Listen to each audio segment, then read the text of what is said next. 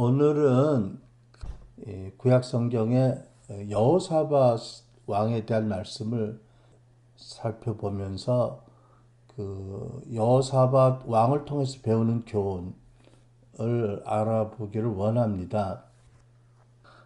여호사밧 왕에 대해서 한 가지 가장 특이할 점은 뭐냐면 그 왕으로 즉위한 지 얼마 안 돼서 국가적인 차원의 종교 개혁을 일으킨 사람입니다. 역대하 17장 7절로 9절을 보면 이런 말씀이 있어요. 그들은 레위 사람과 제사장들입니다. 주의 율법책을 가지고 유다 전국을 돌면서 백성을 가르쳤다. 그들은 유다의 모든 성읍을 다 돌면서 백성을 가르쳤다. 참 놀라운 그런 개혁입니다. 왕이 그 레위 사람과 제사장들을 뽑아서 각 곳으로 보내서 유다 백성들에게 하나님의 법을 가르쳤다는 것이지요. 그러니까 여호사밧은 개인적으로 전심으로 하나님을 구했고 또 스스로 하나님의 계명대로 살기를 힘을 썼습니다. 이렇게 개인적으로나 국가적으로 참 진정한 그 부흥을 위해서 종교 개혁을 일으킨 여호사밧을 하나님 참 기뻐하셨어요. 그래서 그 유대 나라를 전국케 하셨고 또 그 왕의 부귀와 영광이 대단하게 하셨다고 성경 기록합니다. 역대하 17장 5절 보면 이런 말씀이 기록되어 있어요. 주께서는 여호사밧이 다스리는 나라를 굳건하게 해주셨다. 온 유다 백성이 여호사밧에게 선물을 바치니 그 부귀와 영광이 대단하였다. 제가 믿기에 요즘의 그 표현으로 하면 왕이 레위 사람과 제사장들을 모든 성읍으로 보내서 하나님의 말씀을 낭독하고 율법을 가르쳤더니 백성들이 하나님께 큰 은혜를 입어서 그래서 자원해서 왕에게 많은 선물을 바치고 그래서 왕이 부귀와 영광이 대단했다라고 말씀한 줄 압니다. 이걸 보면 은혜 받은 그 표지 중에 하나는 자원해서 드리는 많은 헌금과 헌신이라고 믿습니다. 우리 교회에도 이런 일들이 있으면 지금도 있었지만 더 있었으면 좋겠어요. 그죠? 은혜 받고 하나님께 많은 것을 드리고 또 하나님부터 더 많은 또 축복을 받는 그런 그 축복의 선순환이 결국 부흥으로 이어질 줄 믿습니다. 그리고 여호사밧은 대단히 강력한 군대를 거느린 왕이었습니다. 역대하 17장을 보면 그 계산을 해보니까 그가 거느린 군사가 116만 명이나 되었습니다. 여러분, 지금 북한과 여러 가지 긴박한 전쟁 위협중에 있는 대한민국 군인 숫자가 얼마나 되는지 아세요? 제가 찾아보니까 2010년도 말 기준으로 65만 3천 명이라고 했습니다. 지금도 세계의 그 최강대국 군사력으로 강대국 중에 하나인 한국이 65만 3천 명이라고 한다면 그 옛날에 그 유다의 군사 숫자가 116만 명? 이거 엄청난 규모 있지요. 그래서 그 부귀와 영광이 대단했고 막강한 군사력을 가졌고 또 국가적으로도 아주 부유했는데 가장 중요한 것 만군의 하나님께서 여호사밧과 함께 하셨다고 성경은 말합니다. 역대하 17장 3절 여호사밧이 왕이 되면서부터 그의 조상 다윗이 걸어간 그 길을 따랐으므로 주께서 여호와께서 하나님께서 여호사밧과 함께 계셨다. 여러분 참 그 다윗 그 다음에 솔로몬의 안타까움 그런 그 역사를 아는 우리들의 관점에서 보면 그 여호와께서 여호사밧과 함께 계시다는 이 말씀은 참 엄청난 축복을 의미하는 거지요. 우리 그렇게 잘 압니다. 그런데 잠시 우리를 생각해 보면 어떻습니까? 우리는 예수 믿고 여호와 영이 늘 우리와 함께 계시고 떠나지 않으세요. 그러니까 여호사밧이 대단한 축복을 받았다면 우리는 어떤 존재이지요? 그 저는요, 이 여호사밧에 관한 성경을 읽다가 이런 궁금증이 생겼어요. 여호사밧이 도무지 어떻게 왜 어떤 계기로 이렇게 하나님을 전심으로 찾게 되었을까? 한번 이유가 궁금해졌어요. 근데 아무리 살펴봐도 아직 제가 발견하지 못한 부분이 남아있는지 모르지만 성경에 명백하게 여호사밧이 어떤 계기로 어떻게 믿음의 성장이 크게 있었고 어떻게 하나님을 전심으로 찾게 되었다는 그런 스토리는 아직 못 찾았어요. 그래서 제가 이제 지금까지 결론은 단순하게 아하 여호사밧이 자기 아버지 선대왕 아사의 좋은 모본을 보고 자랐고 또 좋은 신앙을 가진 어머니 아버지로부터 좋은 교육을 받았기 때문에 그렇게 된 것이 아닌가라고 짐작을 합니다. 물론 하나님의 은혜와 사랑이 그에게 부어진 것은 말할 나위도 없겠고요. 그래서 이제 그 여호사밧의 아버지 아사 왕에 대한 이런 말씀을 보았습니다. 열왕기상 15장에 있는데 이스라엘의 여로보암 왕 제20년에 아사가 유다 왕이 되어 예루살렘에서 41년 동안 다스리니라. 그의 어머니의 이름은 미아가라 아비살람의 딸이었더라. 아사가 그의 조상 다윗과 같이 여호와 보시기에 정직하게 행하여 남색하는 자를 그 땅에서 쫓아내고 그리고 그의 조상들이 지은 모든 우상을 없앴고 또 그의 어머니 마아가가 혐오스러운 아세라상을 만들었으므로 태우의 위를 패하고 그 우상을 찍어 기드론 신학가에서 불살랐으나 이분은 그 어머니를 심히 질책을 하셨네요. 심판을 하셨어요. 왜?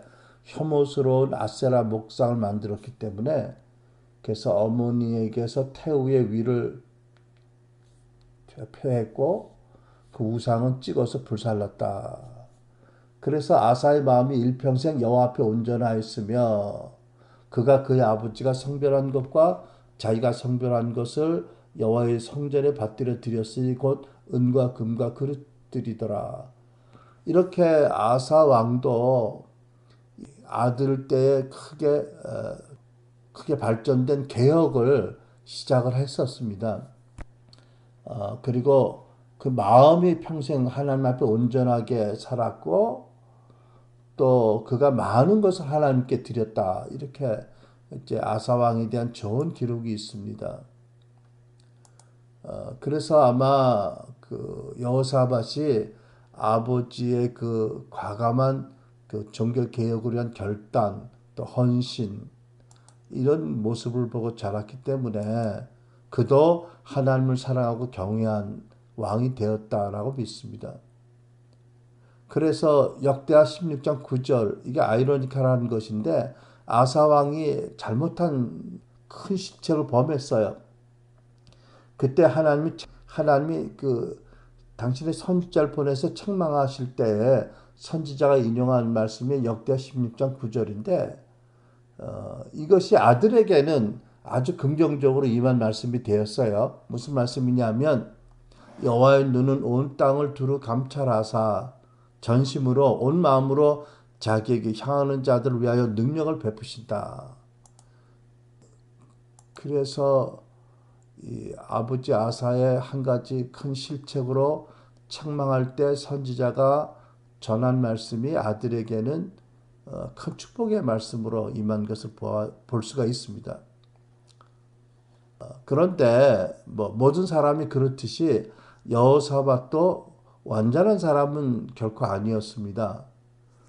여호사밧은 외교적으로 전략적으로 전쟁을 그 남유다와 북이스라엘이 계속 전쟁이 있었기 때문에 이제 전쟁을 방지하고 화평을 갖기 위해서 자기 아들 여호람을 그 아합 왕의 딸 아달랴와 혼인을 하게 했습니다.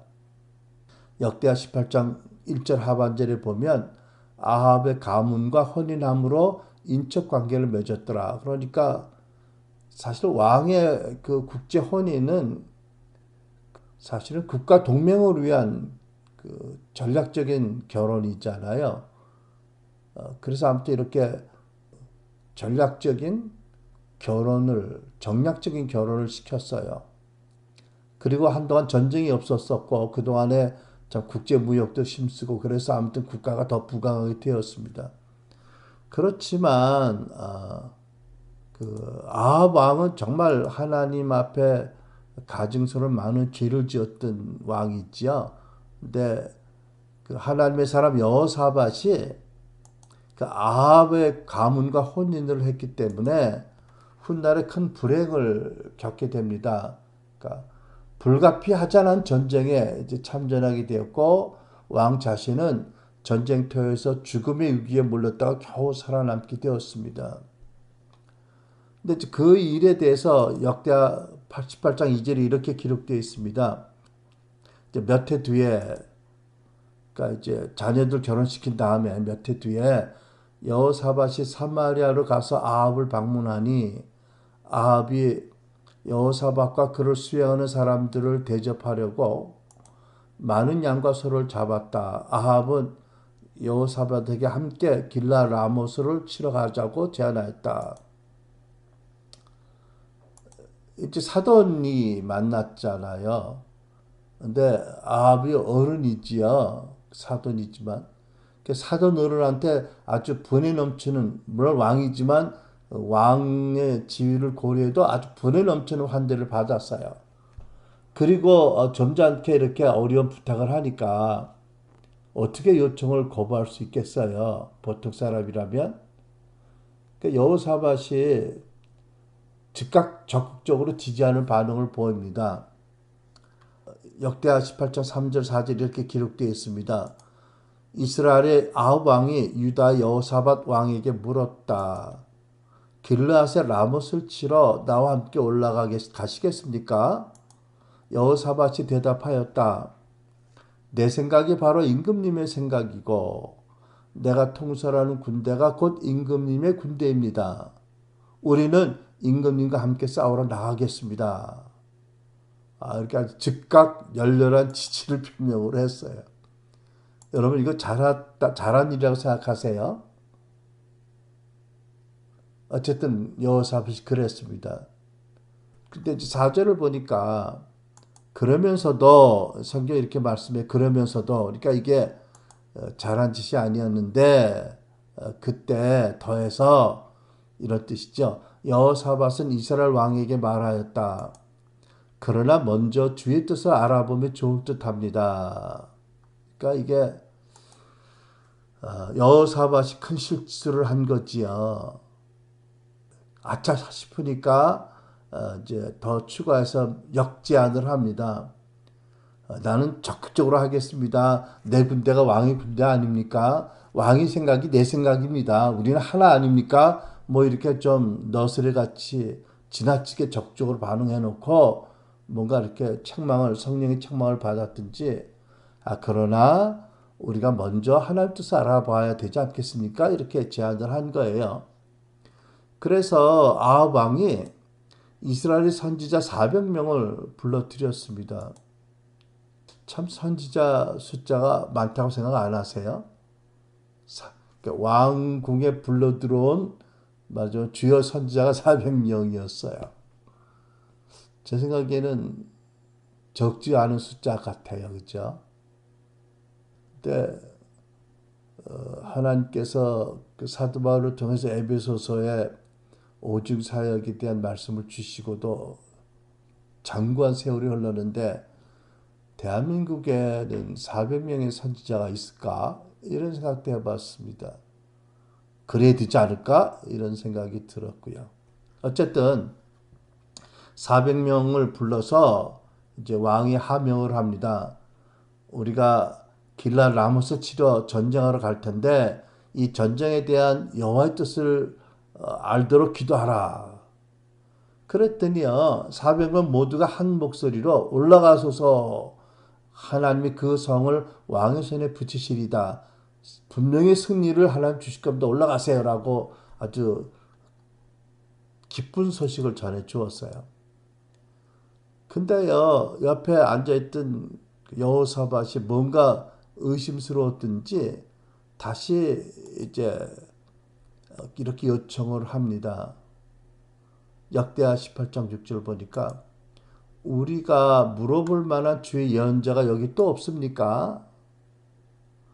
뭔가 내면에 동의가 안 됐던 것 같지요. 여호사밧 왕의 내면에 그 400명의 예언을 듣고 그래서 결국은 이제 아합이 매우 껄껄이했지만 어쩔 수 없이 이제 미가야 선지자를 불러오게 했습니다. 근데 이 미가야는 늘 아합에 대해서 좋지 않은 예언을 해왔다고 그래요.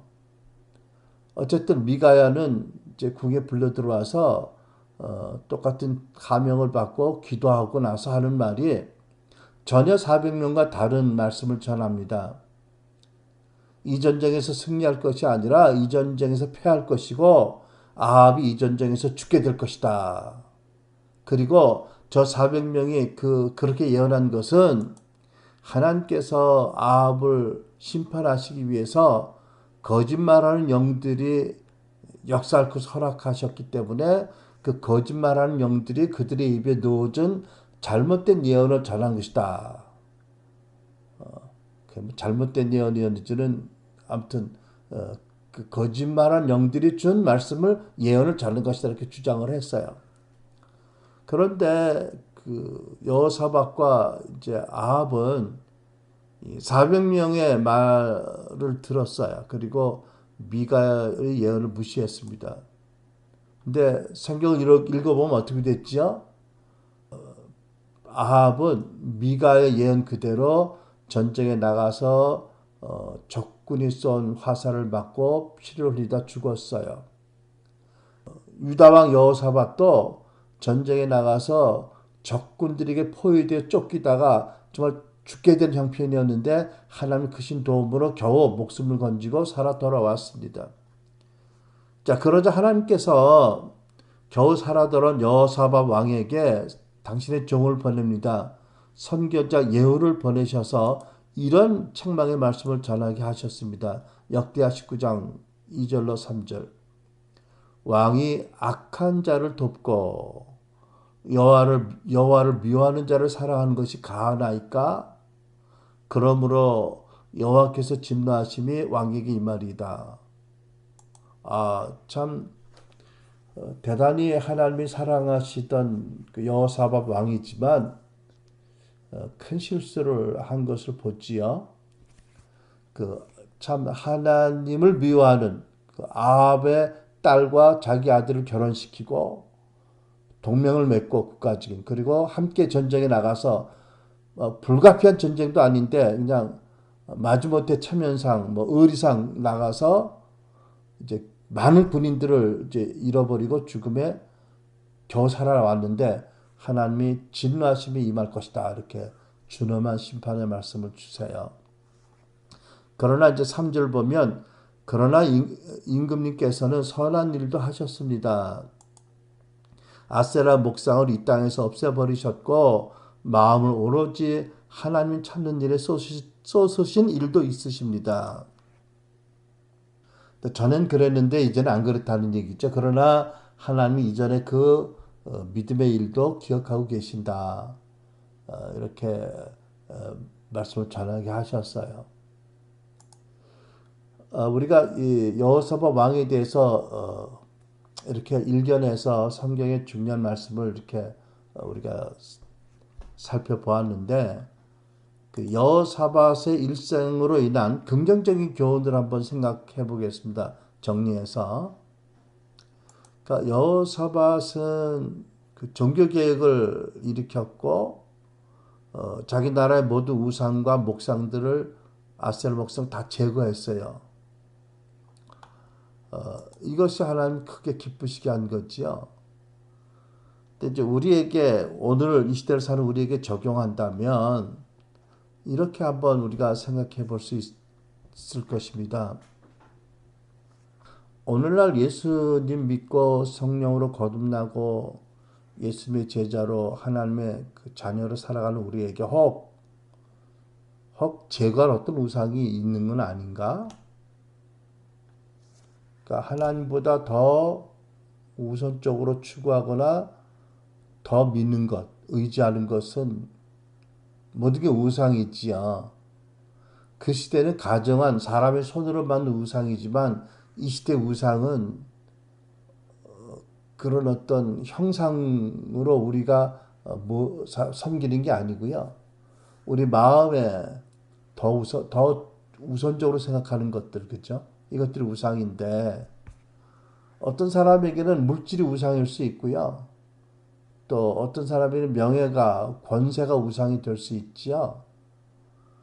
또 심지어 사역이 우상이 되는 경우도 있을 것입니다. 많은 경우에 자식이 우상이 되는 경우도 요즘 많이 있겠지요. 또는 남편이 우상이 되는 경우도 있을 것입니다. 그런데 어떤 우상이든지 그게 사람들이 보기에 얼마나 좋아 보이든지 또 얼마나 종교적으로 보이든지 간에 우상은 가증한 것이고 우상을 섬긴 죄를 회개하고 우상은 가차없이 버려야 된다라는 교훈을 우리가 먼저 생각할 수 있게 됩니다. 여러분, 여호사밧은 전심으로 하나님을 구했지요. 근데 전심으로 하나님을 구하다 보니까 하나님의 큰 영광과 부귀와 권세를 주셨어요. 근데 우리도 최선을 다해서 전심으로 하나님을 구하고 하나님을 기쁘시게 하는 것을 생의 목적으로 삼아야 될 것입니다. 위에서 늘 기도하고 또 도우신 은혜를 또 구해야 될 것입니다. 그러나 우리가 그렇게 하는 동기는 여호사밧 같이 축복받으려고 하는 게 아니어야 할 것입니다. 왜냐하면 우리가 받은 은혜와 우리가 받은 복은 예수 그리스도 안에서 받은 것은 구약시대 여호사밧 왕이 아무리 그가 왕이어도 그가 받은 축복과 비교할 수 없이 우리는 더 크고 더 신령한 복을 받은 사람들이기 때문에 그렇습니다. 그렇죠? 그러니까 우리는 어떤 이 땅의 이 세상적인 어떤 복을 바라고 권세와 부귀와 영광과 이런 걸 바라기 위해서 이런 것을 원하는 마음으로 하나님 전심으로 구하는 게 아니라 그거는 또 하나의 우상이지요. 하나님을 사실은 우상 정도로 끌어내는 죄죠. 우리는 이미 예수 그리스도 안에서 성령 안에서 말할 수 없는 보혈의 공로로 구원받고 말할 수 없는 거룩한 하나님이 우리와 함께 계시고 우리를 사랑해 주시기 때문에 그 은혜에 감동해서 그 사랑에 감동해서 여호사밧 이상으로 하나님 전심으로 구해야 되지 않을까 저는 이렇게 생각을 합니다. 우리는 반드시 그래야 된다라고 저는 믿습니다. 또 우리가 긍정적인 교훈을 또 한편 생각해 보면 여호사밧은 전쟁에 동참하는 중요한 결정을 애매하게 했지만 그럼에도 불구하고 이미 말을 뱉어놓은 다음에라도 불구하고 하나님의 음성을 듣길 원했어요. 그러니까 정말 하나님이 금하시면 안 나갈 생각도 없지 않아 있었을 거라고 믿습니다. 하나님의 음성을 들으려 했고 하나님의 다스림을 따르려고 비록 늦었지만 시기적으로 시도하고 노력한 것을 봅니다. 여러분 우리도 우리 육신적으로 살 것이 아니고 로마서 8장 5절 말씀처럼 성령을 따라 살아야 됩니다. 우리도 성령의 음성을 따라 살고 또 지혜와 계시를 구해야 될 줄 압니다. 그렇게 되면 나는 이렇게 믿습니다. 여호사밧이 누리지 못한 신약 성도의 축복이 우리에게서 놀랍게 풀어질 것이다. 에베소서 1장 3절 5절 보면 하나님께서 이미 우리에게 하늘에 속한 모든 신령한 복을 복 주셨다라고 말씀합니다. 근데 이것이 풀어져야 되는데 이것이 풀어지기 위한 것은 뭐냐면 우리가 이미 말할 수 없는 은혜와 사랑을 받은 자로서 그 하나님의 사랑을 받은 자로 하나님을 사랑하고 우리가 무엇보다도 어떤 것보다도 하나님을 추구하는 것을 우선순위로 삼을 때 아마 신령한 축복이 우리 안에 비유로 말하면 포장되어서 주어진 것이 이제는 포장이 열리고 상자가 열리고 그 내용물들이 충분히 넘쳐 흘러서 우리가 누리고 나누게 될 것이라고 저는 믿습니다. 그렇게 되게 축복합니다. 근데 이제 여호사밧의 생애의 부정적인 교훈을 좀 살펴봅시다. 이미 말씀드렸지만 아합 왕으로부터 아주 왕의 지위로서도 정말 분이 넘치는 대접을 받았고 또 난처한 요청을 받았잖아요. 그러니까 사실 우리라도 저래도 그거 참 정말 어려울 거예요. 그죠? 여호사밧 같이 했을 것 같아. 그렇지만 원칙적으로 얘기하자면 아무리 곤란하고 순간적으로 분위기가 어색해지고 난처해지겠더라도 중요한 결정을 해서 대답하기 전에는 나중이 아니라 먼저 하나님 뜻이 어떤지 여쭤야 하는 것이 마땅합니다. 근데 여호사밧은 좀 너무 나갔어요. 그죠? 당신 생각이 내 생각이고 내 백성이 당신 백성이고 내 군사가 당신 백성 군사입니다. 이건 참 외교적인 그런 그 표현이라고 해도 너무 지나친 것입니다. 그 잘못했지요. 그래서 그 순간의 잘못으로 말미암아 사실 원치 않은 전쟁에 나갔고 수많은 부하들이 죽었고요. 수많은 가정에 돌이킬 수 없는 상처, 아버지를 잃어버리거나 아들을 잃어버린 엄청난 아픔을 입혔습니다. 그러니까 혹 자기 한 사람의 문제라도 먼저 하나님께 여쭤보고 해야 될 것이었는데 국가의 안위가 달린 문제인데 수많은 그런 장병들의 생사가 달린 문제인데 그렇게 결정해서 쉽게 해서는 안 될 문제인데 쉽게 했던 그 대단한 실책을 여호사밧이 했어요.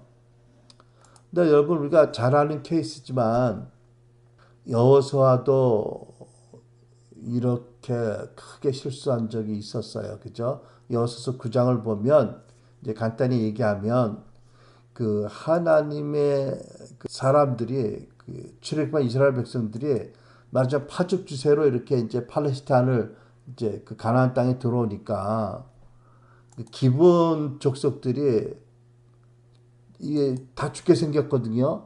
그러니까 꾀를 냈습니다. 그래가지고 멀리서 오지 않았는데 아주 먼 데서 온 사람들인 것처럼 옷도 신발도 뭐 다 헤어지고 몰골도 좀 금식을 했겠죠. 좀 처참하게 만들고 가지고 다니는 빵도 막 곰팡이가 쓸 정도로 아주 오래된 것처럼 꾸미고 와서 그리고 우리는 하나님께서 당신들을 이렇게 이끌어온 줄 압니다. 우리는 당신들에게 참 부역을 하겠습니다. 동맹을 맺읍시다. 그랬거든요. 근데 그 이스라엘의 그 지도자들 특히 탑 리더인 여호수아가 여호수아 9장 14절을 보면 어떻게 할 것을 여호와께 묻지 아니하고 상식적으로 판단하고 인간적인 마음으로 예스를 하고 동맹을 맺었어요. 나중에 이제 그것이 거짓말인 게 드러났지만 이미 공식적으로 조약을 지켰기 때문에 그걸 파할 수가 없었던 거지요. 그렇게 보면 참 놀라운 하나님의 사람 여호수아도 이런 실수를 했고 여호사밧도 실수를 한 걸 보면 이런 실수가 우리도 할 수 있는 문제라고 생각이 됩니다. 그렇죠? 우리도 이런 실수를 할 수 있다. 그래서 이제 책망을 받았잖아요. 예후한테. 왕이 악한 자를 돕고 여호와를 미워하는 그 아합의 권색들을 사랑하는 게 옳은 일이냐? 이제 하나님 진노가 임할 것이다. 아, 참, 그 여호수아밧의 생애에 큰 오점을 남긴 사건입니다.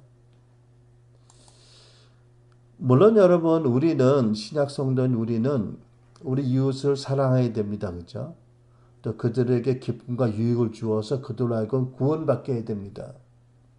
하지만, 이런 섬김의 차원이 아니라 중요한 약속, 또 언약, 더군다나 뭐 우리가 동맹을 결정할 위치는 별 없겠죠. 아무튼 어떤 개인적인 차원의 동맹을 맺는다면 반드시 먼저 하나님 뜻을 여쭙고 결정해야 된다는 거지요.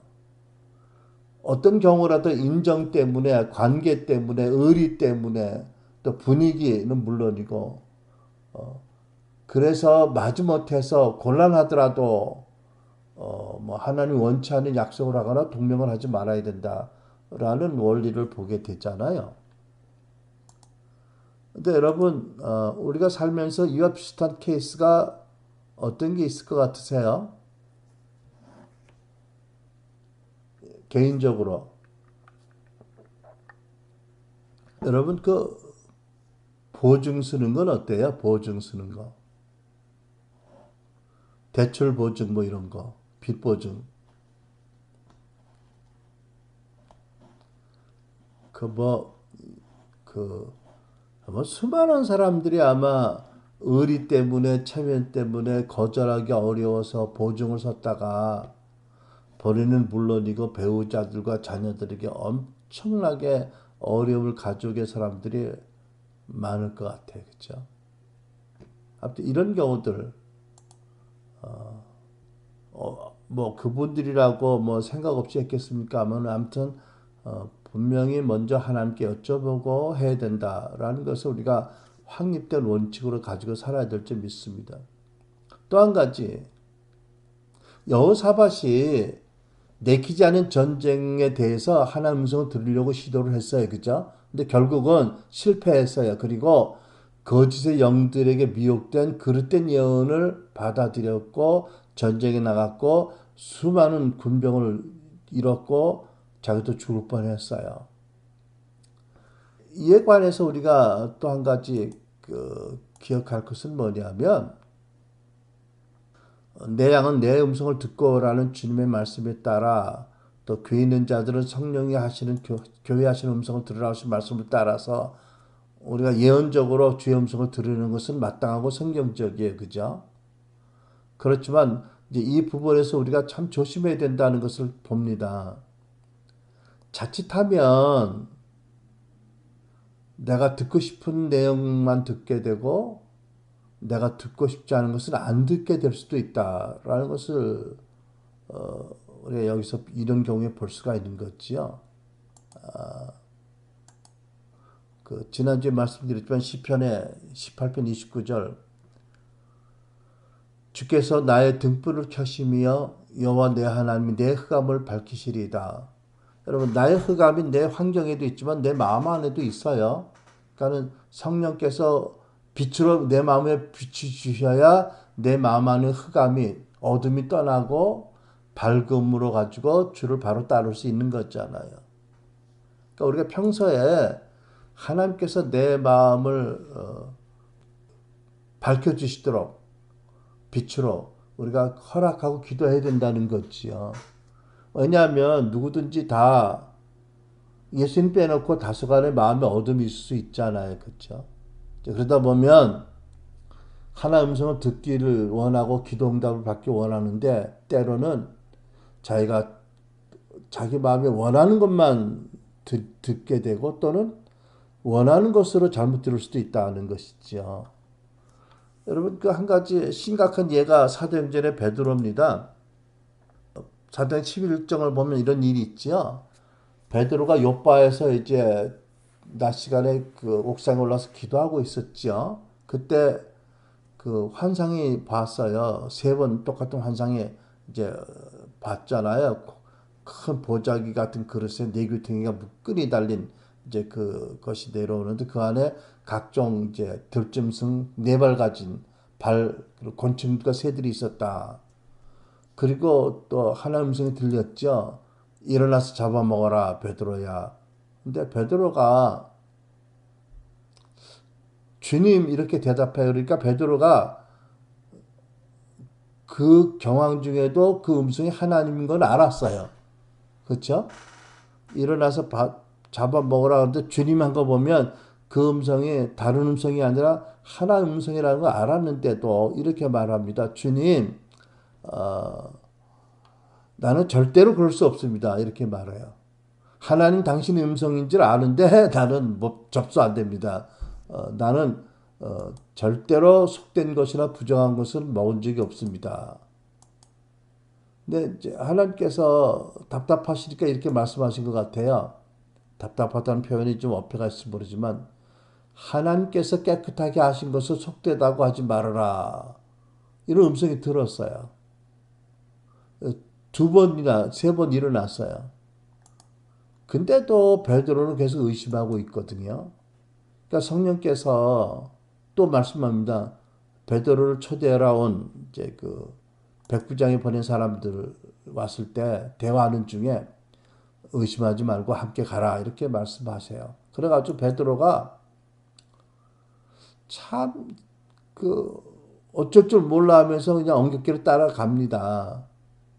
근데 이제 놀라운 것은 가다가 보니까 빛이 들어오고 깨달음이 온 거예요. 아, 하나님께서는 사람을 인종적으로 외모로 차별하는 분이 아니구나. 이제 가다가 그때까지만 해도 거부감이 있었고 의심이 있는데 가다가 깨달음이 와서 이제 고넬레 집에 가서 복음을 전하고 성령이 임하시는 엄청난 사건을 이제 쓰임받게 되었잖아요. 만약에 베드로가 그 유대인이 가지고 있던 그 당시 사람 가지고 있던 어떤 관념, 어떤 인습, 전통에 따라서 계속 하나님께서 환상과 음성과 여러 가지로 타이르시내도 거부했다면 어떻게 됐을까요? 아마 성령께서 매우 실망하시고 근심하면서 다른 순종의 그릇을 찾으셨겠지요. 베드로는요. 하나님의 사도로서 이방인에게 복음과 성령 내리는 최초의 사건을 사건에 동참하는 쓰임받는 특권을 놓쳤을 것이고요. 아마 그때부터는 새로운 기름 부음을 계속 받지 못하고 옛 기름 부음 안에서 제한된 사용만 했을 가능성이 많이 있다고 저는 믿습니다. 그래서 여기가 이제 우리가 기억할 것은 하나님 음성을 우리가 다 들어야 되는데 마음에 어둠이 있거나 또 한 가지 우리가 예수님의 제자로서 성도로서 믿음과 또 성품과 또 성숙 정도에 따라서 잘못 들을 수 있는 경우도 있다. 그러니까 참 조심스럽게 해야 된다. 조심스럽게 해야 된다는 얘기는 뭐냐면 함부로 분별을 하지 않고 말하면 안 된다는 거지요. 또 내가 이러면 또 이제 우리 어떤 자매가 또 가슴이 덜컹하고 아 내가 이제 조심 더 해야겠다 이럴지 모르는데 내 얘기는 그 자매를 염두에 둔 게 아니고요. 제가 지난번에 그 탄핵과 대선 때 보니까 어떤 분들이 대통령 후보로도 나오지 않은 총리가 대통령이 된다고 하나님 나에게 말씀하셨다고 뭐 이런 분들도 있고 뭐 실수를 많이 하는 걸 내가 봤어요. 내가 물론 실수는 나도 할 수 있고 다 할 수 있다고 생각해. 그런데 그런 얘기는 그렇게 쉽게 얘기해서 안 되거든요. 하나님이 실수해서 그런 말씀하셨다고 난 안 믿어요. 그죠? 그냥 하도 다급하니까 자기가 듣고 싶은 얘기를 들은 것처럼 착각했다고 생각하는데 어쨌든 그럴수록 우리가 조심해야 된다는 얘기를 하고 싶은 거지요. 심지어 여러분 그 모세도 실수를 크게 한 적이 있습니다. 그죠? 하나님의 말씀을 받아 전할 때 출애굽기 4장 23절에 보니까 하나님께서 모세에게 너는 바로에 가서 일러라. 내 백성을 내보내서 나를 섬기게 하라고 내가 수차 말하여도 네가 거듭 거절하면 내가 네 아들 장자를 죽일 것이다. 나중에 결국 죽었죠. 장자들이 바로와 그 온 애굽에 이제 장자들을 내가 죽일 거라고 전하라고 시키셨는데 보내셨는데 막상 모세는 애굽 왕에게 뭐라고 한 줄 아세요? 시브린의 하나님이 우리에게 나타나셨은즉 우리가 광야로 사흘길쯤 가서 그 하나님께 제사를 드리려고 합니다. 가도록 허락해 주세요. 만약 당신이 허락지 않으시면 여호와께서 전염병이나 칼로 우리를 치실까 두려워합니다. 엉뚱하게 메시지를 전해요. 그죠? 하나님은 바로에게 경고하는 말씀을 엄하게 주셨는데 이 말씀을 모세는 어떻게 알아들었다고요? 하나님이 이스라엘 백성을 전염병이나 칼로 칠까 두려우니 제발 보내주세요라고 엉뚱한 말씀을 하세요. 왜 그랬을까요? 한마디로 모세가 하나님 만난 지 얼마 안 되고 아직 하나님의 성품에 대해서 잘 모르고 있었고 영적으로 미성숙한 상태였어요. 이거 모세가 영적으로 미성숙했다라고 얘기하기엔 죄송한데 아무튼 시기적으로 그랬어요. 그죠? 그리고 하나님에 대한 성품의 이해가 부족했으니까 그 마음에 하나님에 대한 지나친 큰 두려움이 있었기 때문에 하나님 음성을 잘못 듣고 잘못 전하는 것입니다. 그래서 여러분 우리는 여러 가지 방법으로 또 말씀하신 하나님 음성을 들어야 되는데 아주 개인적인 것은 제외하더라도 좀 중요한 주제는 혼자 들었다고 혼자서 해석하고 할 것이 아니고요. 신뢰할 수 있는 두세 사람과 나누고 함께 기도하며 몸으로 함께 분별하는 원칙을 따라야 할 것입니다. 더군다나 어떤 액션을 취하려면 두세 사람의 그 컨펌이 있어야 될 것을 우리가 다시 한번 다짐을 해야 되겠고요. 가장 중요한 것은 이제 많은 분들이 그 예언적 은사의 차원에서 음성을 듣는데 그 예언의 그 은사도 더 깊어지고 아름답게 세워져야 될 뿐만 아니라 중요한 것은 뭐냐면 우리가 예수님의 제자로서 어떤 예언 사역 그 한 차원뿐만이 아니라 복음에 대한 이해, 말씀에 대한 이해, 기도 생활, 또 예배 생활, 그리고 또 그 하나님을 섬기고 또 사역하는 그 예수의 제자의 전반적인 영역에서 더 성숙한 제자를 성장하는 것이 가장 중요한 목적인 것을 알아야 할 것입니다. 그러니까 균형 있고 성숙한 제자로 성장하는 거 가장 중요한 거지. 어떤 사역에서 독특하게 특출하게 뭐 드러난다. 이 부분에만 집중하는 것은 하나님 뜻이 아니라고 생각합니다. 그러면 실수할 수도 있게 되는 것이고요. 주님은 우리를 제자 삼도록 보내셨으니까 우리가 주님의 제자로 그 제자의 많은 영역 가운데 고루 건강하게 자라는 것을 가장 중요한 목적으로 삼아야 된다. 라는 것을 좀 여기서 우리가 깊이 이해했으면 좋겠습니다. 마지막으로 제가 여러분과 함께 보고 싶은 것은 하나님의 참 놀라우신 은혜와 사랑입니다. 여호사밧이 크게 잘못을 했어요. 인생에. 그죠? 그래서 진노가 임한다고 말씀을 전하라고 하셨지만 근데 사랑과 은혜가 무한하신 하나님께서 그럼에도 불구하고 장차 여호사밧에게 닥칠 위기에서 그를 구원할 방도를 미리 예비하셨다는 것을 볼 수가 있습니다. 특히 이제 오늘 본문을 중심으로 이제부터 보겠는데 본문 11절을 보니까 하나님 사람 엘리사가 이미 이스라엘 군대 진중에 있었어요. 뭐죠? 군정사병으로 있었던지 뭐 어떤 직인지 모르는데 이미 거기 와 있었어요. 그리고 그 상황이 어느 상황이죠? 이제 전쟁으로 가는데 세 왕이 여호사밧이 제안한 진로를 따라 진격해 가는데 어떤 이유인지 물이 떨어져 가지고 굉장히 전쟁도 시작하기 전에 엄청난 낭패에 당했어요. 그러니까 이제 다 죽게 생겼단 말이죠.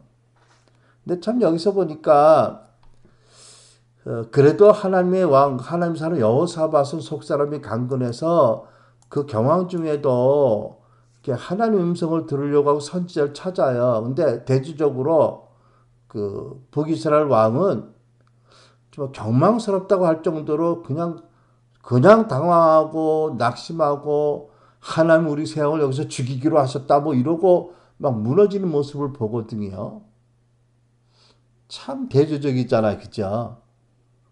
같은 위기에서도. 그런데 이제 여기 보면 하나님이 그 상황을 미리 아셨죠. 그죠? 그리고 하나님이 당신의 신탁의 말씀, 당신의 예언의 말씀을 통해서 저들을 도와야 저들이 살 것을 아시고 승리할 걸 아셨어요. 그래서 이미 하나님께서는 엘리사에게 어떤 감동을 주셨든지 그가 이미 그 여호사밧 왕에게 말씀을 전할 수 있는 가까운, 그때까지는 군대 안에 있는지 몰랐겠지만 이제 그 진영 가운데 있었어요. 이제 그래서 여호사밧과 이제 이스라엘 왕이 하나님의 음성을 들을 수 있는 자가 없느냐 찾을 때 어떤 사람이 엘리사를 천거하잖아요. 근데 그 표현이 좀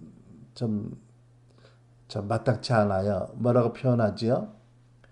전에 엘리야의 손에 물을 붓던 자가 여기 있다고. 그 많은 표현이 있는데 뭐 엘리야의 수제자다 뭐 이래도 되고 그죠? 사랑하는 엘리야의 제자다 이래도 되는데 하필이면 엘리야의 손에 물을 붓던 자다. 그러니까 천한 일을 하던 자인데 뭐 이런 얘기죠, 그죠?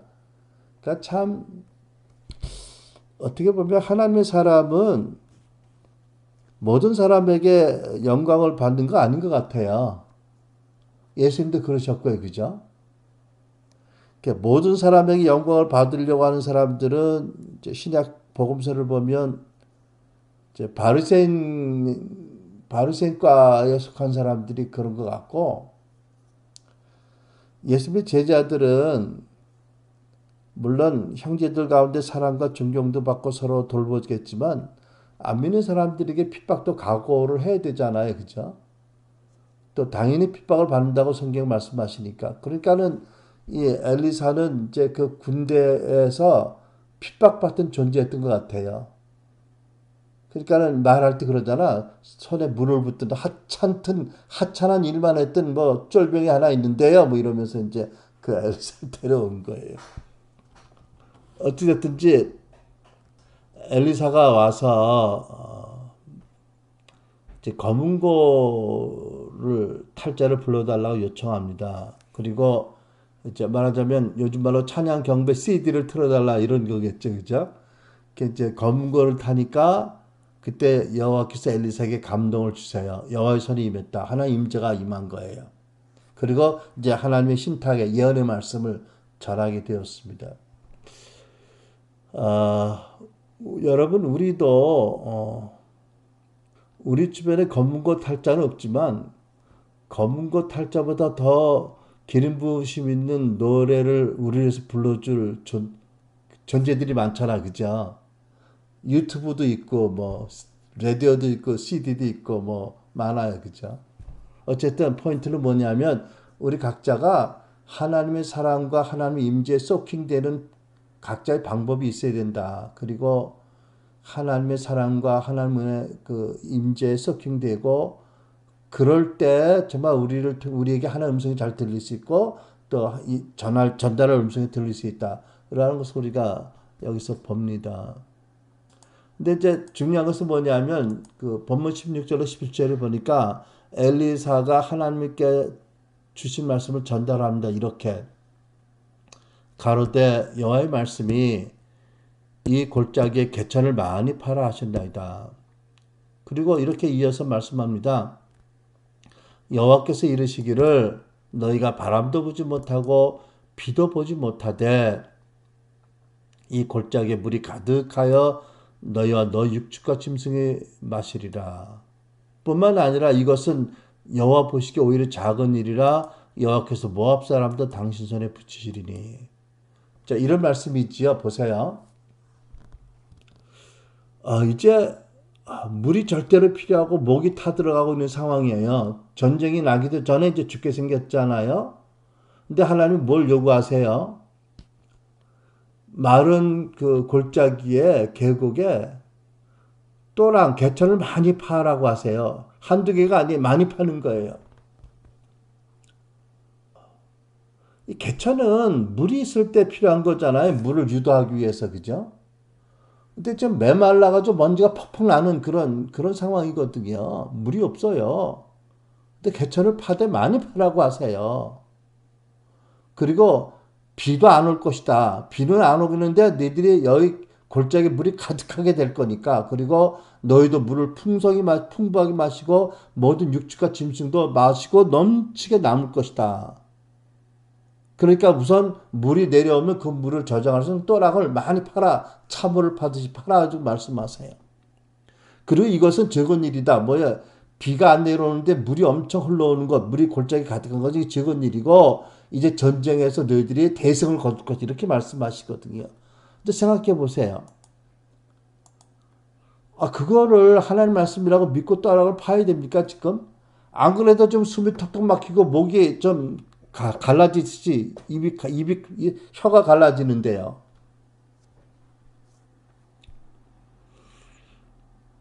그리고 안 그래도 물이 없어서 목 다 죽겠는데 무슨 중노동이고 그런 중노동을 시키시는 거예요. 여러분 그 미군들은 제가 듣기로 군대에서 기압 뭐 육체적인 때리고 하는 건 안 하는데 가장 심한 이제 벌 중에 하나가 맨 땅을 파는 거라고 그래요. 사파나 주고 파라고. 또 파면 또 심습하면 다시 매붙고 또 파라고. 엄청 힘드니까 그런 걸 하겠잖아요. 보세요. 어리 좀 가만히 있어서 죽게 생겼는데 더군다나 전쟁이 일어나면 남은 체력이라도 좀 이제 겨우 잘 유지해서 배분했다가 싸워야 되는데 그거 파라고 해요. 하나님 많이 파라고 하세요. 이거 참 분별하기 어렵고 순전하기 어려운 말씀이에요. 그죠? 근데 어떻게 됐어요? 보세요. 그날 새벽에 비가 안 왔는데 갑자기 그 적군의 진지 에돔 진영에서부터 엄청난 물이 강물같이 흘러 내려오는 거예요. 갑자기. 근데 보세요. 다행히도 참 하나님께서 은혜가 역사하셔서 왕들이 순종을 해가지고 군인을 통해서 또락을 많이 팠어요. 계곡에. 그랬더니 엄청난 물이 양이 어디서 오는지 모르지요. 정의자매 기뻐해라. 하나님의 보좌에서 내려오는 생수가 흘러왔다. 보좌에서 생수가 흘러왔다고 아까 찬양했잖아. 그리고 오늘 하나님 설교하고 매치해달라고 기도했다며 네 기도가 응답됐네. 할렐루야. 생수가 골짜기에서 생수가 흘러 내려오는데 보세요. 또랑이 있으니까 그게 그대로 흘러 지나간 게 아니고 어떻게 머물잖아요. 그죠? 또랑마다 물이 가득 찼어요. 그러니까 산 거예요. 그 해갈을 하고 물을 풍성히 마셨어. 그뿐만 아니에요. 엄청난 기적이 또 일어납니다. 무슨 기적이죠? 그 다음날 이제 아침에 해가 뜰 때 모압 사람들이 이렇게 보니까 그 세 왕의 진이 있는 그 지역에 보니까 온통 핏물이 가득한 거예요. 그러니까 해가 오르면서 그 많은 또랑에 물이 가득 찼는데 그게 이제 멀리서 보니까 햇빛에 비치는 게 핏물 같이 보이는 거죠. 그러니까는 이렇게 생각한 거예요. 잘못 판단했어. 저 세 왕들 가운데 분쟁이 나가 서로 싸우다가 다 죽였구나 서로. 이제 뭐 식은 떡 먹기다. 자 내려가자 하고 와 내려온 거예요. 근데 어떻게 했어요? 성경에 기록되지 않지만 하나님이 엘리사를 통해서 그렇게 말씀하지 않으셨을까요? 나중에라도 이제 물이 내려왔을 때만 해도 해갈시킨 다음에 자 정신 차리라. 물 마셨지? 이제 정신 차려. 큰 전쟁이 일어날 테니까 무기를 다 쥐고 다 매복해. 그러고 기다렸어요. 근데 이 모압 사람들은 정신없이 이 시체들만 줄 알고 막 내려왔다가 갑자기 매복했던 군대가 일어나가지고 대승을 거뒀잖아요. 그죠? 대승을 거뒀어요. 엄청난 기적과 기적의 역사가 일어납니다. 어떻게? 하나님께서 아합을 위해서 간 게 아니에요. 여호사밧을 위해서. 그가 비록 실수했지만 하나님이 진노하신다고 말씀했지만 그가 회개했기에 하나님이 그를 여전히 사랑하셔서 그를 도우시기 위해서 놀라운 그런 은혜를 기적을 예비하셨던 거지요. 그러니까 우리가 하나님이 이런 분이라는 것을 다시 한번 봅니다.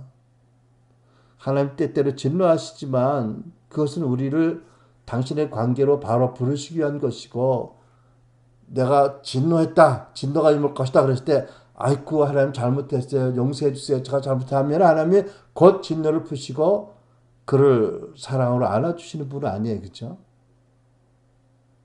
그러니까 우리가 완전하지 않으니까 우리도 실수할 때가 많고 범죄할 때도 많지만 하나님은 우리를 자녀로 아빠로 사랑하시기 때문에 결코 오래 분내시는 분이 아니고 회개할 때마다 우리를 전혀 죄 없는 사람처럼 용서하시고 보시고 도우시는 분이다. 또 한 가지 그 하나님의 은혜를 받기 위해서 한 가지 여기 본문에 놀란 그 계시가 뭐냐면 개천을 파는 일입니다. 자 여러분 개천 파보셨어요? 도무지 참 남자들은요 군대 가면 개천이라 참어를 파요. 참어. 여러분 참어가 뭔지 아세요? 땅을 파서 몸을 숨기고 전쟁 영화 있잖아. 이제 폭탄이 쏟아져 그 안에 숨는 거지요. 폭탄이 골로 안 떨어지면 되게 안 죽어.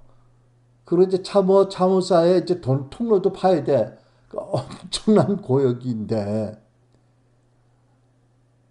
이 개천을 파고 또랑을 깊게 파면 어떤 일이 생겨요? 요즘같이 중장비로 하는 게 아니고 옛날 시대에 삽으로 했지 않겠어요? 곡괭이로. 생각해 보세요. 체내자면 땅을 파야 돼. 파. 그러면 삽으로 파. 깊게 파. 그러면 어떻게 돼? 팔수록 어떻게 돼요? 체내자매가 워낙 키가 크신 분이지만 적어져 이제 점점 그치? 1피트 파면 키가 1피트 내려와 그치? 또 발을 내려 디뎌야 또 파니까 그치? 2피트 파면 또 키가 2피트 적어져. 3피트 파면 또 3피트 적어져. 한 6피트쯤 되면 어떻게 될까? 최은혜는 보이지 않아 이제 지면에서. 저는요 하나님께서 참 은혜로우시고 권능과 지혜와 놀라우신 경륜의 하나님이신데 그 하나님을 경험하기 위해서는 개천을 파야 된다라는 말씀을 본문에서 듣습니다. 우리 인생의 개천을 파고 우리 심령의 개천을 파라. 뭐지요? 점점 낮아져라. 너희들이 드러나지 말아라. 그럼 어떻게 돼요? 하나님의 때에 부흥의 때에 또 하나님 기름 부으시며 생수를 확 부어주실 때 개천을 안 판 사람들은 그 생수와 기름 부음을 머물게 할 방법이 없어요. 개천을 판 사람들은 그 생수가 확 부어졌을 때 그곳에 개천을 따라 떠랑을 따라 참호에 가득 생수가 고입니다.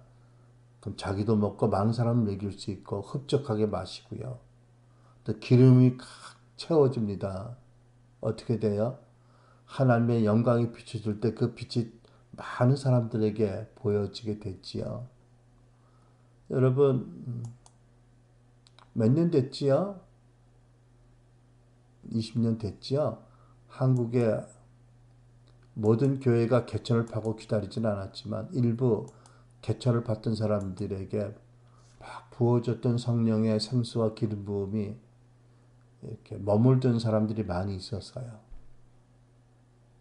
근데 지금은 그것도 얼마나 남았는지 모르겠습니다만은 하나님이 새로운 이 한국교회가 어려울 때를 지나면서 하나님께서 어려울 때도 가까이 오시고 새로운 생수를 확 하나님 보좌로부터 부어주실 때가 온다고 믿습니다. 새로운 기름을 부어줄 때가 온다고 믿습니다. 이전처럼 그냥 왔다가 어떤 현상들을 막 일으키고 확 지나가고 2단, 3단 소리 확 일어나지 않도록 하려면 어떻게 돼요? 먼저 우리가 개천을 파야 돼요. 겸손해야 돼요. 하나님의 능력과 은사가 우리 통해 나타난다고 다 된 줄 알고 예수의 제자로서 너무나 빈대가 많은데도 그래서는 안 되고요. 예수의 제자가 되기 위해서 모든 부분에서 참 부족을 깨닫고 겸손하게 계속 우리 심령이 개천을 파면 그때 우리 인간은 안 나타나고요. 하나님 놀란 영광과 하나님 놀란 기적이 하나님 놀란 임재가 생수가 기름 부음이 축복이 가득 채워지게 되고 원수들을 놀라운 하나님의 경륜과 도우심으로 파멸시키고요. 정말 부흥을 진정한 부흥을 섬길 수 있는 저와 여러분이 될 것을 축복합니다. 기도하겠습니다.